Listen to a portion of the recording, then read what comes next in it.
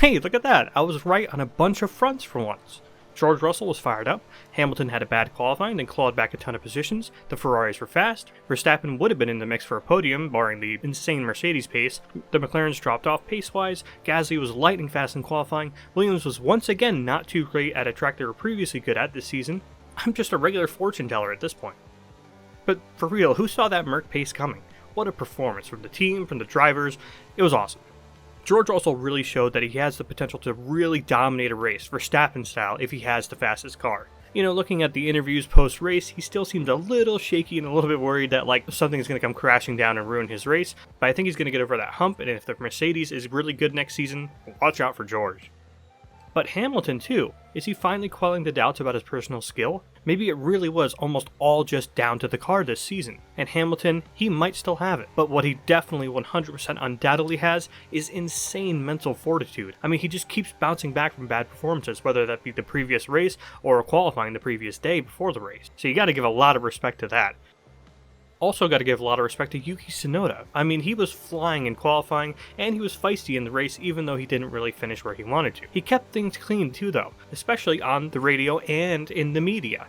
I think he seems a lot more mature now, and I think he has a lot of determination, but he's not just spewing it all out. Yuki is more focused than ever, and Lawson, he's got to keep his head down if he wants to beat this new and improved, matured Yuki Tsunoda. So, the McLarens were slower. Bummer. But Norris and Piastri still had very mature races, respectively. And I think, honestly, they probably will be the best pairing in Formula 1 next season, especially if McLaren is the best all season this time in 2025. Seriously, that pairing is nuts. You got lightning-fast Norris and cool-headed Piastri. I mean, they really could be the dynamic duo if McLaren can put up the pace in 2025. But also someone you got to give respect to, Nico Hulkenberg. He really is just the most valuable midfield asset you could ever ask for. I mean, sure, there's drivers like Pierre Gasly who could also hold that title, but Nico, especially given his age and how long he's been in F1, you got to hand it to the guy. Now, he does make a lot of his goofy little mistakes, and I do think that's probably why he's never been at a big team. He just has those weird mistakes here and there. But at the end of the day, if you want someone you can depend on, Hulkenberg, all the way. But here was a surprise one. Let's go Zhou! A mega performance from Zhou Guanyu. The car definitely looks a lot better, but he also showed he really still knows how to properly race. I am really disappointed to see him go. I think he deserved at least one more season, because this car was just horrid this season. It wasn't really fair to judge Zhou Guanyu based on this season. I mean, 22 and 23, they were decent seasons from him. So booting him out after one bad season when the car was just awful, I think was a little unfair. And I think this race proved it.